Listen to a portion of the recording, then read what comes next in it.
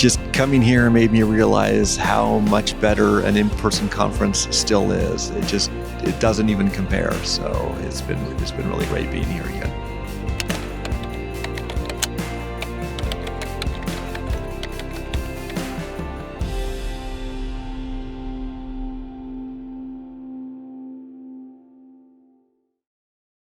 Good morning, everyone. Thanks for coming to our talk. We're here to talk about how we've used reflection for serializing JSONs, more specifically in the Simdjson open source library. I'm here with the original creator of the Simdjson library, Daniel. Hello.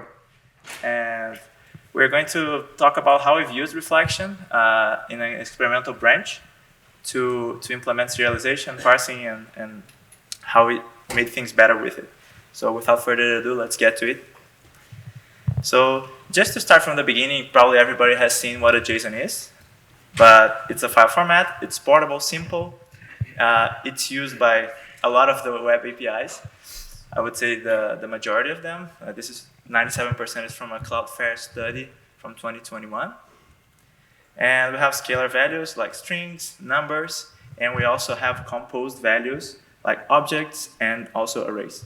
So here on the right side, you can see an example. We have our username, level, health, and inventory, which is an array, an example of an array. So let's move on. So what's the downside of using JSONs today? Well, reading and writing JSONs can be really slow. So from 100 megabytes to 300 megabytes if you do things naively. So just to show that the average experience might not be so great, this is a script that Daniel has prepared to parse it in Go. And as you can see, the performance he got was 90 megabytes per second, which it's pretty slow given modern disks that we have today. So just to contextualize and show that we're not inventing the fact that JSON can be a bottleneck, here's a presentation from Gwen Shapiro at InfoQ conference on 2019, where she mentions that the REST protocol that relies on the HTTP and JSON can be really slow. So here are the snails in the image. And it is pretty common for this to become a bottleneck, even if it's something that you won't expect in your systems. Yeah, so if you're as old as I am, you may remember people telling you that there's no point in optimizing code that processes data because you're always going to be bounded by your disk, right? The disk is always the limitation, so it's always I/O, I/O, I/O. Now, the world is different today, so you can easily have on your servers disks that have bandwidth into tens of gigabytes per second. Now, if your disk has a bandwidth of, say, 20 gigabytes per second, just reading JSON from it and saturating the bandwidth of your disk could be quite a challenge. You might require quite a number of cores, and even then, that could be very difficult. So it is to address this problem that several years ago, we created Simdjson. So it was the first, it's been around for quite some time now, but at the time, it was the first library to break the gigabyte per second speed in parsing. So we first published our paper in VLDB Journal in 2019. And since then, we've actually made some progress, and we've introduced what we call an on-demand API. So the conventional way you parse, say, something like JSON or XML is that you go from the text to a data structure in memory, typically called a document object model. Now, what we do in Simdjson, we've got something that is on demand. So as the name suggests, it's a lazy approach where basically you deserialize the JSON directly in your data structure. There's no intermediate step, and you're in full control of what gets parsed and when. So to give you an idea, when I ask people what they use to parse JSON, there's a very popular library. It's a very good library called JSON for Modern C++. Noman /JSON on GitHub. And it's typically about 10 times, could be even like worse than that, 10 times slower than, say, something like Simdjson. That's not an argument for not using that library. It depends, of course, on your needs and whether you need the performance. So as the name suggests in the JSON, one of the innovation of the library was to use in the instructions to parse JSON. Now, if you know about SIMD instruction, what they do basically is that they allow you to process several words at a time. So for example, 16 bytes. So you load 16 bytes at once, and then you can do operation like comparison and so forth on 16 bytes at a time. So it's very powerful. Now, this has been very, very, very well established. It's everywhere. It goes back to the original Pentium, even before. It's in your phone, so you don't have a phone that does not have SIMD instruction in it. And it is our understanding that it's getting added to, so support for what they call data parallel types, so SIMD, essentially something that's geared toward SIMD instructions, is added to C++ 26. We're not using that in the library, but it gives you some context. So, so SIMD instructions are everywhere, but they're not equally everywhere, so that's a little bit of a context that's interesting. If you have, like a lot of people, if you have a MacBook, your Apple processor can do a lot of irregular operations per cycle because it's got 6 arithmetic logic units, so it can do like several, like four additions or more per cycle, so it's very, very parallel on a single core. But it also has units that are capable of doing of executing SIMD instructions. So it has 4, and each of these execution units can process registers that are 128 bits, so 16 bytes. Now that's powerful. That's very powerful. But at the other end of the scale, you've got AMD, so the AMD Zen 5, that is far more powerful. So it has 4, not counting loads, it has four execution units capable of processing registers that are 512 bits in width, so 64 bytes. So you can do a lot of processing with these powerful AMD processors. So, of course, the performance and the relevance of some of the work we do in SIMD JSON depends on which type of processor you have. For our numbers that we're going to present later, we're using an Apple processor. So it's not the most powerful SIMD processor there is. So the thing about SIMD is that it's not necessarily standardized. In fact, it's not standardized per, it's specific to each CPU. So it's a lot of work. So in SIMD, we support, of course, everything that has to do with x64, so the Intel and AMD processor, going back quite a number of years ago. Of course, ARM, Neon, so for the MacBook we all love. Power processors, for those of you who are stuck with power. Those who live in China, so we have a Longsong instructions. So and then we're working on RISC-V.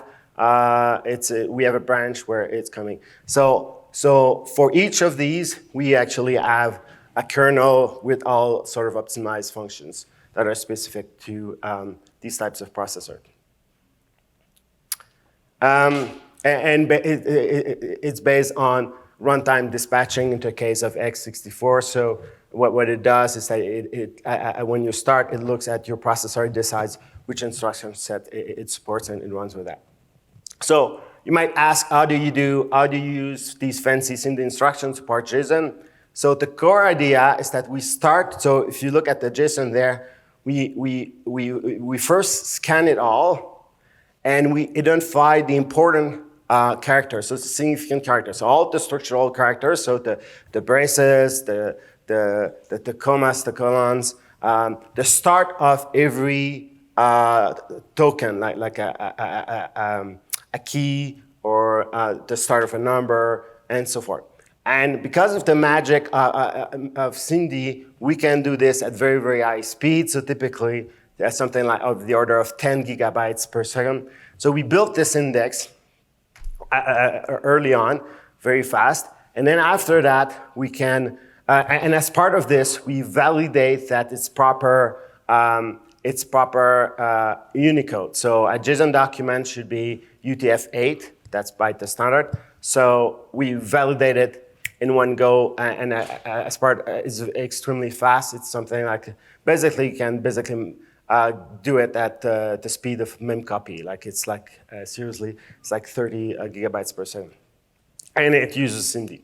And then after that, once we've done that, then the rest of the parsing relies on the index. So as you can see, this explains why we're able to do something like on demand, where you can just quickly either skip a key, you don't care, go to another one, check this value and so forth, because we have an index. So that's the magic of the on-demands. We can go to parts of the document without having parse other parts. So it allows fast skipping, which is very often useful, because if you've got a large JSON document, very often you need only parts of it. You often do not need all of it. But if you need all of it, that's fine. We give you that too. As a side effect, because the indexing gives us a full map of the JSON document, we can minify. That is, JSON documents have spaces between the different elements that are not significant. So they're only there, like on the right here, we have line returns and so forth. They're not necessary, and very often people, when they ship, they want to remove these spaces. We can do that that's a function, spread function in Simdjson. We can do that at between 10 and 20 gigabytes per second. It's very fast. So Simdjson has become a little bit of a reference. So if you go to a site called openbenchmarking.org, that's a site where there are different benchmarks, and you can set it up and run it on your machine. And then what it does is that for each benchmark, it collects the numbers from different CPUs, and then it's kind of like a competition to see which CPU is the winner, right? So here I give you some examples. So for a benchmark, which is parsing like Twitter data files that a JSON file that's a few kilobytes, you can see that this is from one core. Using one core, you can see that a recent AMD processor can go through it at 14 gigabytes per second. I don't own this CPU myself, but this is public data. And Intel is a bit behind. And you can see things like the Snapdragon X Elite that are somewhat behind. And I refer you to the beginning of the talk, where I told you that different CPUs have different support for Simd instructions, and that AMD has great support. So I don't have stock in AMD, but they make decent chips. Okay, so so why would you care about Simdjson? Well, you're probably using it. So it's in Node.js, so it's in Electron, and so if you know a little bit about Electron, it's pretty much everywhere. So you're probably maybe your employer is forcing you to use an Electron-based application somewhere. It's in ClickHouse, Apache Doris, Mira Velox, and so forth. It's in a lot of things. So of course we care about making it work well. So it's not a prototype. Simdjson is something that is actually in production. So we've talked about benchmarks and Simdjson, but let's take a step back and talk about the problem we're talking about here. So imagine you're building a game server and you need to persist player data. So originally we can start with a super simple structure, classical like username, level, health, and inventory. And this is our struct, right? Nothing weird here. But in the traditional way of doing serialization, like in a naive way, you do something like that. So you're manually converting the fields to strings, and you also have to escape usernames and other fields. Also, you can do some sort of validation. And this is somewhat exhaustive to write, but our struct was pretty simple. So we are not too concerned about that now, probably. And here's how it looks on the Simdjson library today without the reflection support. So you basically have your player P that you just created, and then you go field by field, extracting that from the JSON into the fields of your structure class. So far, so good. But imagine again, you're probably not going to ship that v0 with almost no information in the player, right? You're going to extend your player class. So now we created the struct equipment. We have a map of strings to equipments. We have also this new struct achievement. And we also have guild name, which is an optional. So you can probably relate to that your original design will grow with time. And this is probably really annoying to write twice, one for serialization and one for deserialization. So this is how I expect you to be super happy that you have to add 100 lines for serializing and deserializing your code. It's tedious. And so the pain points of this approach is, first, it's a maintenance nightmare. If any of your field changes, you have to go change all the serialization fields and logic and update both functions, serialization and deserialization. And it's also error prone. So you can have typos in field names. You can forget some of the fields. There can be type mismatches and things like that. So this is not a great approach.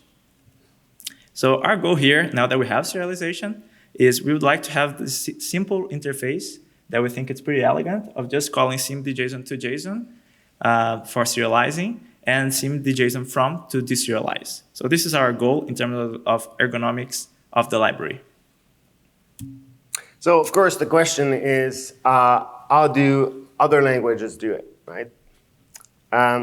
So a language that I kind of like is C#. So C#, so how does it work in C#? So in C# you would have your player structure, much like in C++. There's little differences. And then if you want to serialize it, it's just one function call. You take JSON Serializer and .serialize, so in .NET, I'm using .NET here, and you get a string. That's pretty. And then if you want to go back, well, it's JSON Serializer and then deserialize. You point at the JSON, you say, interpret the JSON as a player type, and then it fills in the data and returns a new instance of the player class, right? So this is, and importantly, you do not have to annotate the player class. You do not have, if you change the player class in your code, this is still going to work, right? It's not, well, of course your save data might be broken if you, but basically if you just change the player, the JSON will automatically change, and the deserializer will automatically pick up the new fields or that you've added and so forth. So how can this be possible, right? How can they do this? Well, C#, like many other languages, like Java and Go, have runtime reflection, which means that at runtime, I give you an object, I ask for its class, and then within the class, I can enumerate its attributes, and then I can act on these attributes and say, okay, I've got my instance here, I know it has an attribute named, I don't know, age, and then I know the type of age, and so I can reason. And so this is how something like C# does it. It does the reflection at runtime, and it parses the JSON using this runtime reflection data. So everyone here is a big fan of Rust, I'm sure. So Rust does not have per se on its own, does not have unlike like C# has a JSON support built in. Rust does not have JSON support built in, but it does have a library that's very popular, and that might be considered a standard, serde. Now, serde looks a lot like, say, C#, except that you have to annotate your player type. So now, this is required. You cannot not annotate your struct. And And then after that, well, it's very much like the C# thing.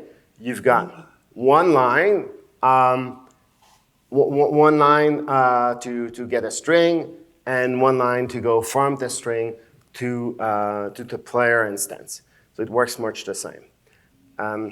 So Rust by itself, and it's been discussed in other talks here, but Rust by itself does not have built-in reflection, not in the way we understand it. So what it does instead is that it relies on annotation and macros to emulate, to basically give the programmer of serde the functionality of reflection. But it does not directly, you cannot, as part of the Rust language, there's no way to just take a structure and ask for its attributes, either at compile time or at runtime. You do have to use macros that will parse, that will inspect the parse tree and so forth. So to summarize, roughly, in C++, we did not have we had minimal reflection, but with C++26, we have full high-quality compile time reflection. You can do all sorts of insane things. We still don't have, and I understand you won't have runtime reflection. Most languages like Go, Java, and C#, as I said, rely on runtime reflection. Rust has macros and annotation, but it does not have the reflection. Now, of course, here I'm only presenting the mainstream languages. There are other languages like NIM, Zig, and so forth that have different, but they're much less used than these main languages. And of course, Python and so forth are another story entirely. And Python can obviously do runtime reflection, but it's less relevant. So as you probably heard on other talks on this conference, it's our time to have reflection. And with C++ reflection, we're able to just have our struct. So all that boilerplate that we've shown earlier when stating the problem disappears. You can keep your struct as is, and no need to have intrusive macros or anything like that. You keep it as is. And right now, with the Simdjson library, we're able to achieve automatic serialization with just this call of the single line of the toJSON function. And the analog for deserialization, so using from. And here's the link you can access. We'll share the slides later, but this is a runnable example in Godbolt. And some of the benefits of our current implementation. So we don't need for the user to provide manual mapping of the fields of the struct. So if he changes, he's still fine. There's minimal maintenance burden. So of course, your old data, you have to treat it well if you introduce incompatibilities. But as far as serialization and deserialization goes, it will just work. And it also handles nested and user-defined structures and containers automatically. So one question that you might have is, okay, but I don't want to have the default serialization. I want to have something a little bit different. We still provide a way to use customization points. So you can customize the way certain fields are serialized if you want to or if you need to. So what happens behind the scenes? This is what you would write at the top. So you see Simdjson from. And what's actually happening and it's being generated at compile time is the code that basically knows how to extract each of the fields. And you might not be familiar with this get syntax, but this works with JSON documents. And basically, at runtime, it just knows how to work with your structs and classes. So you've probably seen some reflection syntax in this conference before, but this is what actually happens on our code base. This is a little bit simplified, but basically you are looping over the members of your type, then you're extracting the field names and each of the types, and then basically you use that to extract each type from the JSON and populate into the struct field. So as you see here, we are using the splicing operator to get the value from the JSON and populate to this specific field of the struct. You do not see out being declared here. Sorry about that, but this is the template of the target type, and this is for deserialization. And this code is available on GitHub if you want to check it out. There are slight differences, But the idea is pretty much that. Loop over the types, and then just do what you need to do to be able to deserialize. And something pretty similar for serialization as well. So since this is kind of a unique concept of compile time reflection, this is kind of to give you an idea of what happens at compile time versus runtime. So at compile time, as you can see here in the top, the compiler knows the fields of your structures and the types. So at compile time, the reflection reads the player structures and it generates code that will then consume the actual data at runtime.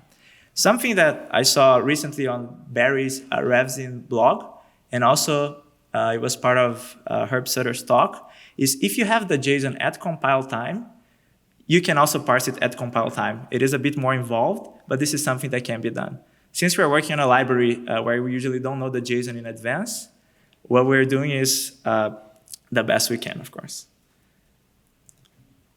So if you want to try out an example inspired in CppCon, feel free afterwards to check out this link. But it shows the round trip of serializing and deserializing this meeting structure that we've just declared without having to write any boilerplate code. Things just work. So one thing that might not be clear is, okay, we're able to serialize fields. They're trivially convertible to strings, like integers, floats, things like that. But what about containers? It is not obvious how you print a vector of ints. Well, it might be obvious to you, but this usually has to be declared, right? How to do it with commas and spacing and all that. So how can you deserialize most of the containers? All of them, hopefully. Like, for example, std vector, list, deck, map, another map, and the list goes on. We have plenty of containers in the STL and elsewhere, like set, array, and also custom containers from user libraries. Also, the challenge also encompasses user-defined structs, right? You do not know easily how to convert a player to string. So we'll go about our strategy. And yeah, we want to hopefully cover as much as we can without requiring the user to write any code at all. So the naive approach when we started was to basically declare a serialized function for every type of container of interest. And as you can see, this is pretty exhaustive and not something you would like to be doing. Whatever can be supported by default should be. That's our philosophy. And so. Yeah, so, and of course that's for serialization and deserialization. So you will need to write a lot of boring code. Of course, we can do generic programming. So we use concepts. So what we do is we define, it turns out that with a handful of concept for serialization and a handful of concept for deserialization, we handle a very, very wide range of cases. So as an example here of a concept that we might use is, say, the container concept. So we say, okay, I want a type that has a size method that I can call, and also a subscript operator. So it's obvious that then you can say, oh, I've got something, I'm going to serialize it, or as an array in JSON, right? So that makes sense. There's a problem with this because, of course, then a string would fit this container. So we want, and of course, a string would be, so a string, say, is different from an STD car, an STD vector car, so a vector with cars inside. It looks a lot like a string, but obviously you want to serialize the STD string as a JSON string, and you would want to serialize the STD vector of car not as a string, ideally. So what we do here is that we exclude cases. So we say, okay, it has to be a container, but it cannot be a string view, and so forth. Now this is not perfect, so maybe there's there's adjustment, but this is our strategy, and it seems to work quite well.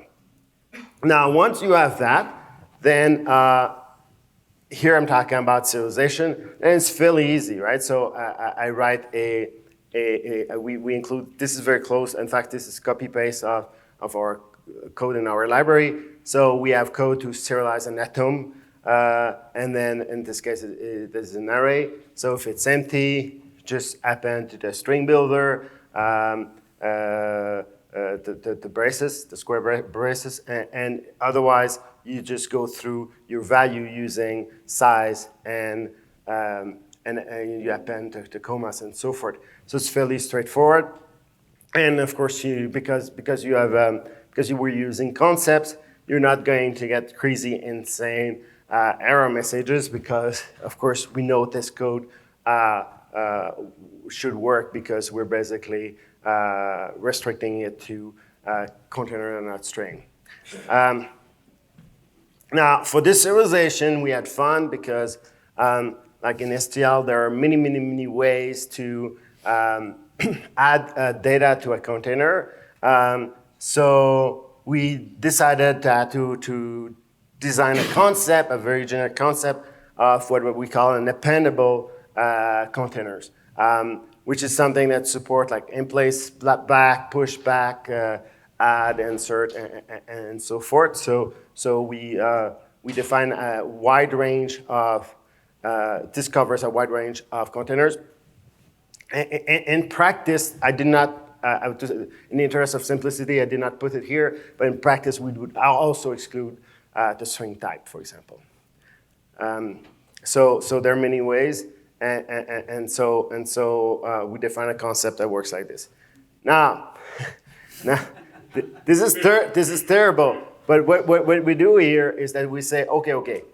Now, instead of going around and having to bother with figuring out what function to call, we write one helper function that's very ugly, and we hide it behind 12,000 lines of code somewhere that nobody sees it. So we have something like this, right? That basically, if you've got an appendable container, it checks which approach it supports, and then it picks that. And of course, this is all if const expression. So this is free, right? This is a compile time. And then we can write a much nicer function. So if we want to, for example, deserialize, there's a typo there, deserialize array-like containers, we can basically just call our in-place1 function. And so our code looks very pretty. And because we've basically hidden much of a messy complexity in in-place1. In practice, we can do like fancier optimization. We do slightly fancier optimization on top of that, but that's the core of our code. So the takeaway here is that basically you define a relatively few, like I said, a handful of concepts for serialization, a handful of concepts for deserialization, and then with very little code, you can cover a very wide range of types that are reasonable to serialize and deserialize to JSON. So at the end of the day, we're able to take a custom type, like game data, that includes, say, vectors of ints, and then you've got the map, and then of course, you use reflection to discover your fields, so in this case, scores, players, and items, and then concepts, and we'll handle the STD map, STD vector, and even ideally your custom container, and then so this will work for most containers. So of course there's always limits and issues, but this works pretty well in our test. Now, an interesting fact here is that, of course, we don't cover it, but you have to sort of do all sort of checks. So, for example, STD vector int. Now, if you deserialize, you want to check that the integer value that you're capturing will fit on an int on your machine, right? So all the code does that automatically, so it's in the library. So you don't have to worry about these things. It's the same way, like if you try to serialize, so if you have doubles there or floats and you try to serialize them, it will automatically check that it's a finite value, because in JSON, you're not allowed to serialize something that is not you cannot do not a number or inf. And of course, it handles things like string escaping and so forth. So in case you have a quote inside your string or a control characters, this will all get done for you. So let's start to talk about performance here. So if we look at, so what we do here, we create a structure that represent the Twitter JSON file is basically it's a dump from an API call from the Twitter REST API, and so it's fairly large and there's tweets in it with all the data that is in tweets. And so we run this on this laptop here, so on an M3 Max, so it's an ARM processor.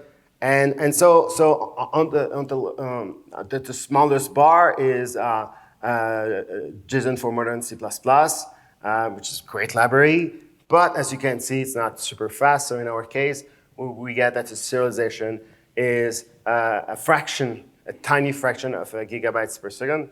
If you use Rapid JSON prior to Simdjson was the fastest library to my knowledge. It's still a great library, but it gets you to half a gigabytes per second. Now Rust does pretty well. It gets close to 2 gigabytes per second on this task.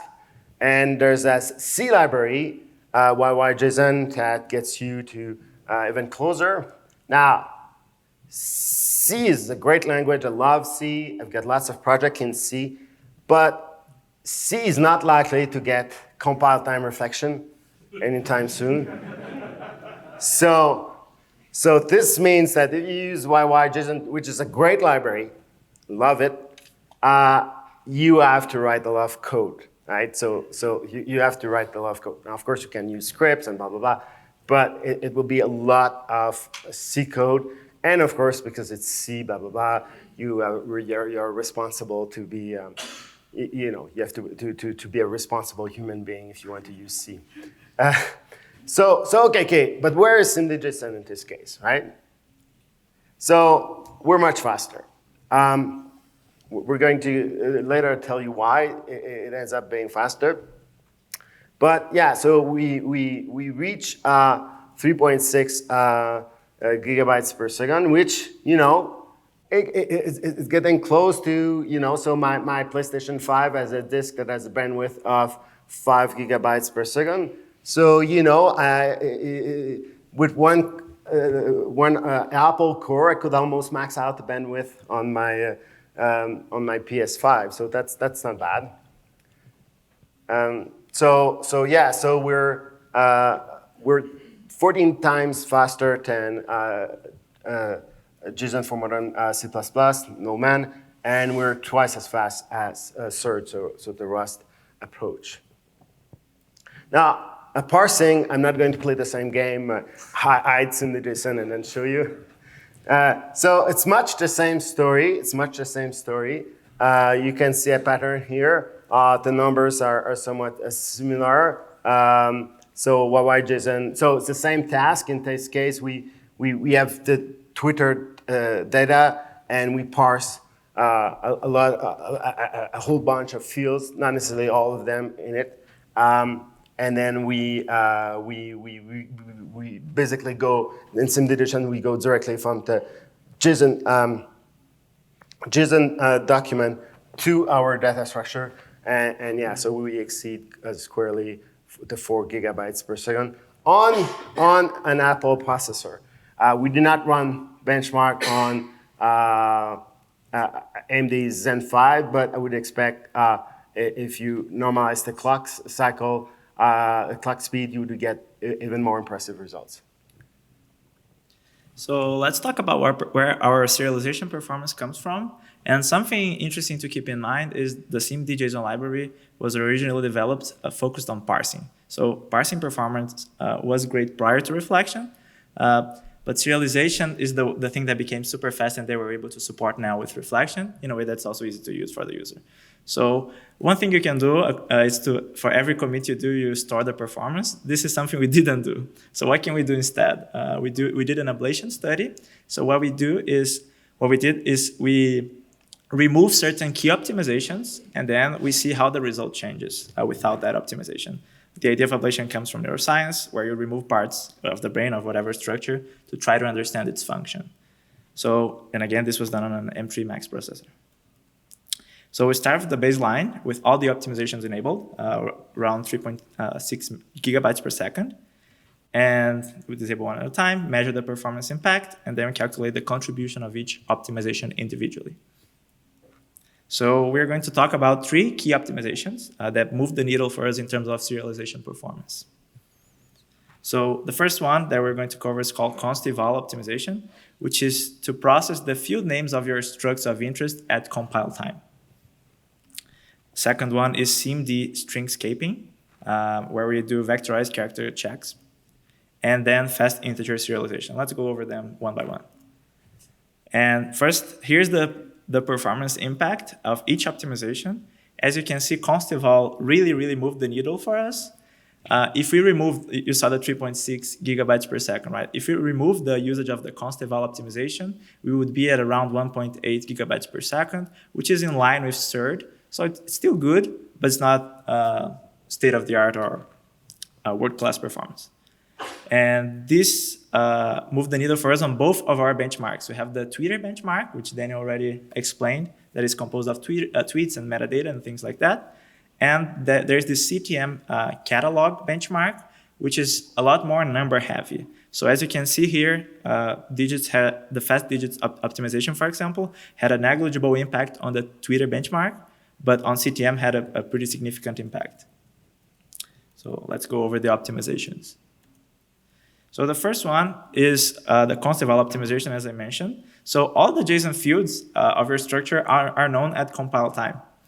So traditionally, you'd have to write each of the strings at runtime, and you might have to quote and escape them. You do not know if they are C++ identifiers or not, so this is why you have to quote and possibly escape it. And with the const-eval optimization enabled at compile time, you basically assign that field value to a constant string, and then you just called append literal later on, and this basically translates to a mem copy, which is much faster than actually having to check if you need to escape and escaping and quoting your field names. And imagine you have 10,000 users. Every time you're going to escape one user of your vector, you have to then again escape the field names when serializing to JSON. So you can imagine that that's pretty costly. So the second optimization is the SIMD stringscaping. So the traditional or naive approach that you see here at the top, it's basically checking every character of the string to see whether it is a quote, a backslash, or a control character. And if one of them fit on those criteria, it will return true. What SIMD is able to help us with is we're able to check that in parallel. So instead of processing one by one, we can process it in chunks, depending on the SIMD size that you have on your processor. So, yeah, and so in JSON we have numbers that can be bothersome. So in our benchmarks, we don't have the 2 files that we pick. We don't have floats too much. But we do have integers, so we wonder whether integer serialization would be a factor. So we use the equivalent of what you'll find in your standard library from C++ 17. It's called std2 cars. We have our own implementation, so we can tweak it. Basically, the way this works, what it does basically is that you give it a pointer and it writes to your integer at this location. There are different algorithms for this, and depending on what kind of integers you have, some may do better than others. So if you have long integers, a big integer with lots of digits, some tricks are better than others. If you have short integers, you're better off with some techniques.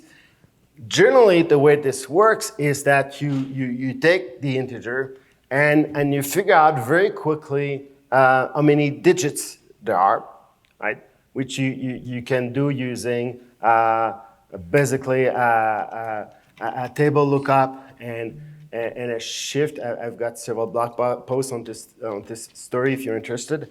And then you can do that in a few instructions. And then once you've located the length, and you can start from the right. Usually we write from the right to the left. So it's easier to compute the least significant digits. So you basically divide your number by 10. The remainder is your digit. You adjust it for ASCII, so you add the 0 ASCII to it. And then you repeat this process going forward. Most standard libraries, and that's what we do, will add another optimization where what you do is you try to go faster, so you go 2 digits at a time. So what you do is you divide by 100, you get a number that's in between 0 and 99, and then you do a table lookup for 2 cars, and then you write the 2 cars, right? And then, so you can do 2 at a time, and then you can do a sort of optimization. Now, the fun part is you can replace all of this if you have AVX 512 by basically a handful of instructions. Now, I'm not going. I had a slide where I tried to present it, but okay. Maybe after if you want. But so I just skip it and give you the words. But you trust me, you can do it with a handful of simple instructions with no branching whatsoever. But is it worth it? Well, okay. So to test it out quickly, what we did is that we said, okay, instead of using something that is equivalent to 2 cars, which you should be doing if you serialize your integers and your floats also. We use the generic function in C++, std2cars, which allocates a string. Of course, you've got a small string optimization, so you're probably not going to do a heap allocation. It's not that bad, but you still copy it to inside your structure, and then you copy that. So clearly, it's going to be slower because you're writing somewhere and then you're copying back, right? So what happened in our data is that for Twitter, this made no difference. And it was 34% worse in one data set. So basically by sabotaging ourselves, we only made it 30% worse. So we expect, this gives us a limit to how much you could play with this. So basically this tells us that for a lot of use cases, we're probably fairly fast. So one question you might have is, again, it's compile time reflection. So what kind of overhead did we experience at compile time? We did a bunch of measurements, and we saw an impact of roughly 6% in the total time required to compile our library with reflection support enabled. And to us, this sounds pretty fair because you're actually generating more code at compile time, right? So 6% sounds pretty good for example, the const eval optimization that makes runtime serialization twice as fast. And just to make it clear, we've used the Clang P2996 experimental branch, maintained mostly by Dan Katz from Adobe. And other aspects of reflection. So we started using more than a year ago. There were, I think, in total 13 versions of the latest proposal, the P2996. So things changed along the way. There was kind of a learning curve, and we experienced some errors that are not super clear, like you see here in the screen. And yeah, this is just to give a taste that it's not just a walk in the park to use reflection. You'll have somewhat of a learning curve. So let's go over the key technical insights from our talk. Oh, sorry. So first one, with reflections and also concepts, you can write shorter code that is also more general. So you can cover more containers, user-defined types, and things like that without requiring boilerplate code. So compile time is pretty fast. No big difference for huge gains in performance. So I would say it's fast. Compile time optimizations like the const eval optimization can be awesome. Can bring you from good performance compared to other libraries to something that is really above and beyond. And also SIMD has its place also for the string scape optimizations and other places in the library as well. So it's something worth experimenting with. And many optimizations, oh sorry, there's a typo in optimizations here, may help. So it's probably worth trying it out, measuring, and then seeing if that moves the needle for you or not and justifies its own complexity. We had the other two optimizations, for example, and the impact was like 2 or 3% in both data sets that we just decided to omit here. But again, we tried, I don't know, 6 or 7 different optimizations. So just to incentivize you to take your code base if speed is something of concern, and then try it out, all the ideas you have, and measure things. So we'd like to thank all the authors of the C++ reflection paper. We have seen in other talks that is a huge list of people, and it's been worked on for almost 20 years at this point. We'd like to thank the folks who actually implemented the P2996 branches for EDG compiler and for Clang, and the Compiler Explorer team as well, because it allows us to prototype and experiment with code much earlier than the proposal itself was approved. So we were already able to tinker with things and see that this would probably be a great addition to the Simdjson library prior to even being voted out to C++26. And also, last but not least, the Simdjson community itself. Daniel, who proposed the library together with some of the co-authors like John Kaiser, Geoff Langdale, and Paul Drake, and also all the other more casual contributors that we have. Without them, this library wouldn't be possible. So thank you, and thanks also for attending our talk. We'll open for questions now, and oh, sorry, there was an image here that is not showing up, but we do have stickers of the Simdjson library for anyone that's interested. Yeah, specific for the talk. So those who want, if you want stickers, they're free, and so we have stickers. Hello, thank you. Great talk. I was just interested in why you decided to go for array-like containers rather than doing the sort of slightly more obvious iterator-based thing, which would have given you the lists that clearly wouldn't work in this. What was the thinking behind that?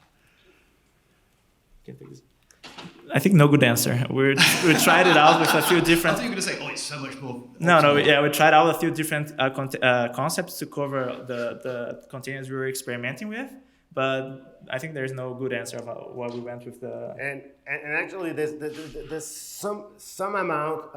Well, of course, for serialization, the iterators would work quite well, and there's no. But we just went with that. For deserialization, it's more complicated. So there are things like obviously iterators they don't work so well, because then you have issue like in-place is like if you want to optimize in-place, it's not quite the same. So there are tricks like that. But yeah, I mean, so basically it's a work in process, and we could actually change things if we see that something works better, because it's basically transparent for the user. It's all hidden inside. Nobody can see any of this except like the contributors. So yeah, iterators would be a different ways to go about it. For serialization, for sure. Thank you. Thank you for the talk. I'm just wondering, have you considered using something like BoostPFR, which would give you static reflection capabilities even in C++17? I'm fairly confident all you've seen here with aggregates can be done also in 17, including the field names in a portable way. Right. So part of our motivation here, honestly, was to put C++ 26 and you know, static time reflection to the test. So it was a bit of, I would say, a little bit of a research project. So we're not involved in the C++ reflection team, but we thought that this would be a good test case to see. So for example, template flow for how does it work? How can we work it? But absolutely. So there are other, like for example, like we don't include all of the benchmark results, but there's like another library called I think it's Reflex CPP yeah. that uses the approach you described. But yeah, we wanted to, you know, part of our contribution, I would say, is to help validate what was adopted. I think that's part of the story. Hi, I'm a chemist, so I appreciate you including the word atom in one of your slides. We have a lot of exciting text-based formats. What lessons do you think your JSON work could, teach us about other text-based formats? Yeah. So this. That are structured. Sorry. Yeah. So the design of Simdjson has been applied elsewhere. So for example, we've got a library called so this is half a joke, but Simdjson. So I don't know if you know, zone files are DNS, a collection of DNS records. So we've got DNS records, and you can apply many of the parsing strategies of Simdjson to zone files. Now, what I hope to do is also, we've got a secret work in progress to try to do it, for example, for JavaScript parsing. So one of the things, when you start your Bun project or Node.js project, it's actually amazing how relatively so slow the JSON parsing is.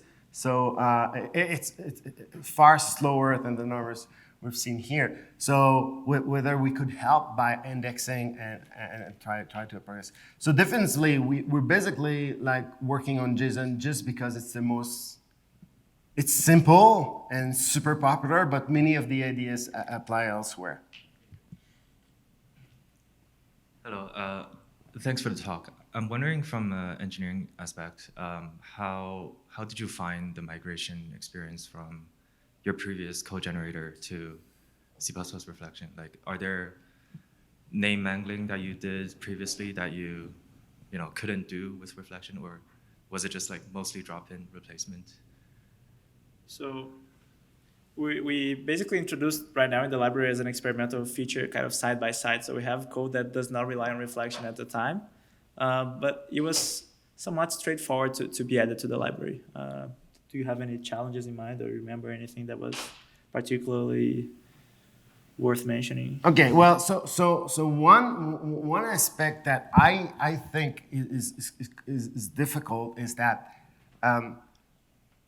and we mentioned it before, is that the error messages are kind of difficult because the problem is that what reflection does is that it kind of generates code that does not really exist, right? That is like, it's really a high level of abstraction. So if there's an error, the compiler, it's kind of difficult to, it doesn't give you very good hints just because you're so high up. Now, on the plus side, I'm counting on AI to help us because yeah, you can hope maybe that AI will make this easier, because I think it's really hard. Like, some of the error messages are really like puzzling because you really don't know what to do. And it's not like a conventional code usually. Already templates make it. Everyone knows that once you put templates, the error messages are much harder. But this is kind of like a step. I think it's the same category, but it's a step above, where you reflection really triggers, like, because it generates pseudocode that does not exist, but that is actually, it does exist in some point. It's added to the code, but you have no line number. So you don't see it. So how do you debug it? It's a bit complicated. Something that was difficult to implement was how to allow the user to provide his own serialization mechanism. So for that, we used the tag invoke approach of customization points. This was something we omitted from the talk for the sake of brevity, but this was also a challenge that comes to mind that came with reflection and concepts, and how to allow the user to specify, because his struct will match one of your concepts also, right? So that was tricky to do. Got it. Thank you. Thank you for the talk. One of the previous questions mentioned that there's some horrible ways to reflect aggregates in previous C++ versions. Did you do any compile time comparisons with the Glaze library, which does use those tricks? No. A glaze, no. Okay. No, yeah, we only reflect CPP. We had some numbers for it. They Yeah. were somewhat a little bit slower than serde, which is not bad. But no, we haven't used Glaze. But we can add that comparison later on. Do you think it will be fast and it's worth doing?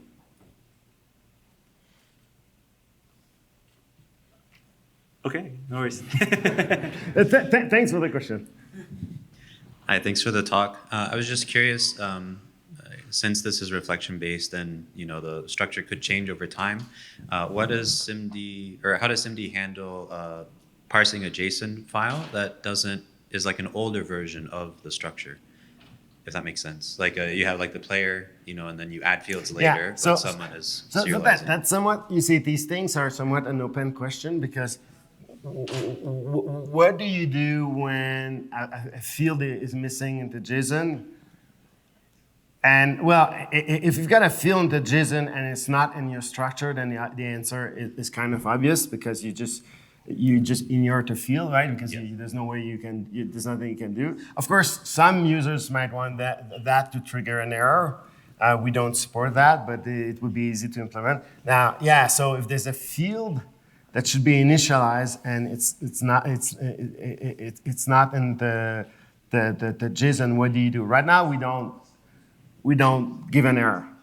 But we could provide the user with the option of, because we do a lot of error checking, but we just say, okay, it's not there. So it's not going to be initialized. And of course, okay, but I do have an answer. If the user expects it to be missing, then maybe they've used STD optional. Okay. Yeah. And if they have a STD optional, then that we support and it's going to be fine. But yeah, if it's not STD optional, then right now I think from my recollection, we just give it a pass, even though that's somewhat problematic. So it still parses correctly, it's just the variable inside the struct will be Yeah, okay. like it won't be, like it will be, You didn't show like the customization points, but could the user potentially handle that themselves in the parsing customization? Yeah. Yeah, but possibly, but really, we'd like to think of a way to, like, if it's a common problem, to give power to the user to maybe a flag or something. That would be maybe a compile time flag too. That would be nice too. Yeah, not sure what's the elegant way to handle this particular problem. If it's to have some sort of versioning for how your classes evolve over time, or if it's to add some overload constructors and things like that. But it's an interesting question, and we haven't tested too much in terms of breaking backward compatibility and things like that, besides the cases that Daniel just mentioned. Okay. Thanks. For the question. In all of your examples, you demonstrated how this works with text JSON files. I'm wondering if similar approaches, or if these approaches would have similar benefits for compressed versions like BSON or message pack. Or are there any other gotchas from that? I expect this would work.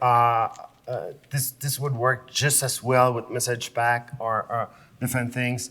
I mean, it's an obvious extension. Or a variant of what we did. This would work. I think very, very well. Yeah. I think there's no reason that it's going to be useful for a bunch of things, including that. Yeah. So you say, yeah. And does the library currently support those other formats? We don't. But it would be easy. But no, we don't currently support message pack and other formats. But yeah, that's things that we could add or that, yeah. But I do hope that the fact that we have the library with the code that people can look and also inspire people to say, oh, that's how they did it, even though it's not, maybe people can criticize, but at least they've got a full working system, Thank you. I'm not too familiar with those file formats, but I believe you still need a few names, for example. So the constant level optimization will still work great. Maybe the SIMD escaping wouldn't make that much of a difference, but most of the ideas still apply. So the constant evaluation would work because message pack you have to tag, you have to like serialize, and you have to have the length, and and you can all pre-compute this at compile time, and then you'll have a single copy at runtime, so it will be faster, I think. Yeah, and it was the biggest contributor to serialization performance, so I guess especially there, it might be come in handy. Pushing as much of the compute as possible at compile time is really something generic. I expect that it will allow a lot of optimizations. Oh, thank you for the talk. It was really an amazing talk. So in the starting, you mentioned about serde format, which is an error-prone method to serialize structures. So I was wondering what's the performance compared to the serde format? We did a measure, I think.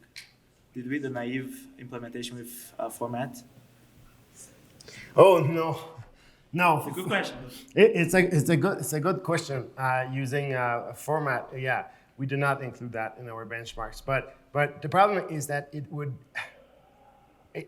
get you saw the example. It would get big and error prone, right? Like the format in C++ is great, but if you get to write out a document that's 5 kilobytes, it's just going to be this complicated thing. So, I was wondering if it's maybe faster because of usage of SIMD instructions and other optimizations. I don't know. But we can add a benchmark for that too. Yeah. Definitely something we can do. We could do that. Good question. Thank you. And also a comment I forgot to make on the talk is for serialization, all those strategies made the performance great. And for parsing, the biggest contribution was to allow you to support user-defined types and containers and things like that previously you had to write the parsing logic by yourself. So I forgot to or use some other form of reflection that's not as nice as what we have now. Because now, even though, so maybe I can conclude with this, even though we can complain about the error messages, okay, at first when you start looking at the code, it looks like a strange thing and confusing. But once it starts clicking, it's actually it's a very nice API. To be honest, it's very, very nice. It's very clean, like the code is readable. It's not a mess. It's not super complicated.